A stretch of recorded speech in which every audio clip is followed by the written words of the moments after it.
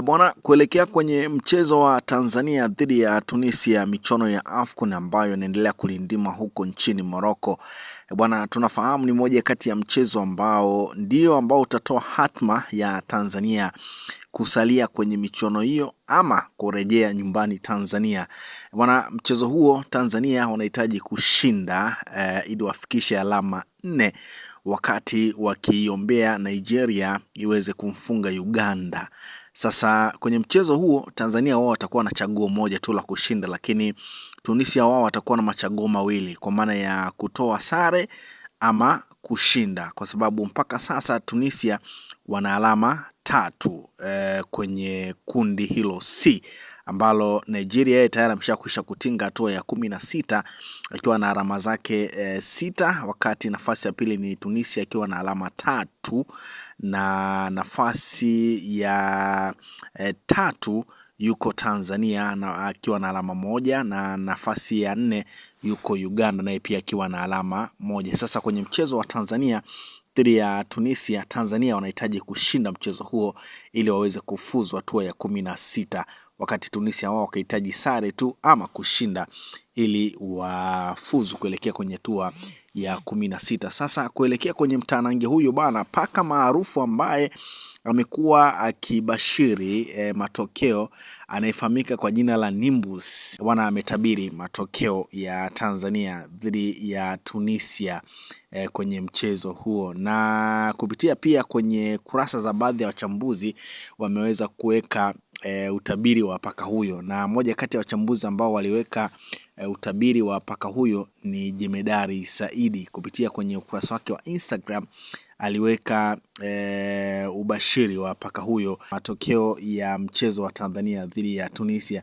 Sasa paka huyo bwana ameonekana kibashiri kwamba Tunisia anashinda mchezo huo, lakini wakati anabashiri alikuwa na mashaka sana. Kuna muda alienda kwenye kikombe cha Tanzania akataka kula chakula ambacho kiko kwenye hicho kikombe, na kama angekula maana yake Tanzania alikuwa anaibuka na ushindi, lakini baadaye akafikiria akarudi kwenye kikombe cha katikati ambacho kilikuwa kimeandikwa draw, kwa maana kama angekula kwenye hicho kikombe basi mchezo huo ungemalizika kwa sare, lakini baadaye akabadilisha mawazo na kwenda kula chakula kwenye kikombe ambacho kimeandikwa Tunisia, akiwa na maana kwamba Tunisia mchezo huo anashinda. Lakini paka huyu bwana tuliona ule mchezo wa kwanza kabisa wa Tanzania dhidi ya Nigeria bwana, paka alibashiri kwamba ule mchezo ungemalizika sare, lakini Nigeria akashinda goli 2-1 japo kwa mbinde sana,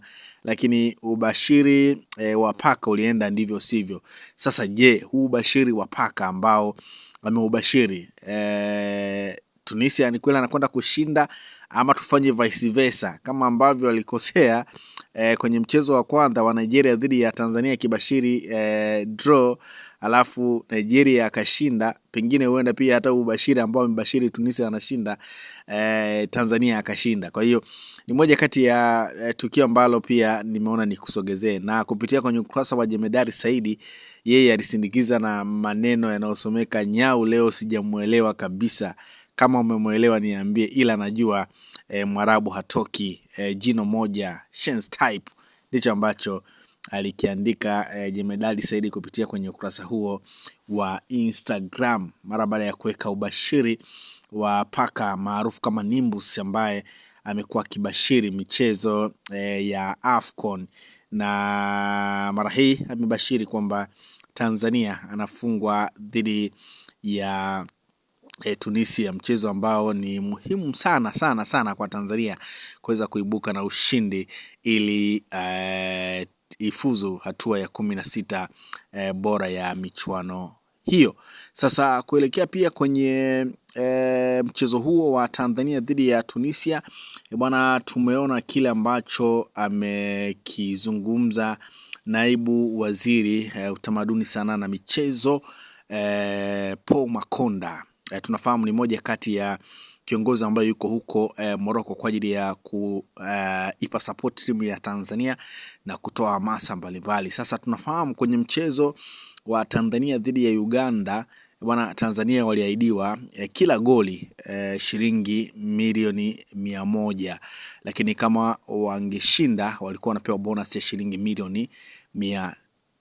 Sasa mara baada ya sare dhidi ya Uganda wamepewa shilingi milioni 100 ya goli lile ambalo walilifunga. Sasa kuelekea kwenye mchezo huo wa maamuzi bwana, Paul Christian Makonda ameahidi kwamba goli dhidi ya Tunisia, goli moja itasimama kwa shilingi milioni 200. Bwana, naibu waziri wa habari, utamaduni, sanaa na michezo Paul Makonda ameahidi kwamba goli litakalofungwa kwenye mchezo dhidi ya Tunisia limepanda mpaka shilingi milioni 200, kutoka ile milioni 100 mpaka milioni 200 kwenye mchezo huo. Na haya sasa ndio maneno ya Paul Christian Makonda, naibu waziri wa habari, utamaduni, sanaa na michezo, akizungumza na wachezaji.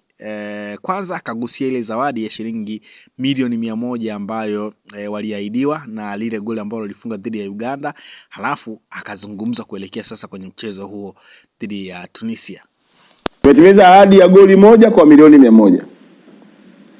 Na nilisema leo asubuhi ya kwamba niliahidi vijana Jumatatu, na nikapata kutoka kwa viongozi wenu mgawanyo wa hiyo pesa mlitengeneza wenyewe. Nimepata taarifa, huyu akaunti yake, na sikutaka hizo pesa zipitie popote pale. Nikataka pesa hiyo inaingia kwenye akaunti yako moja kwa moja. Kama kila mtu amesoma kwenye akaunti yake, jina la Bwana na lihimidiwe.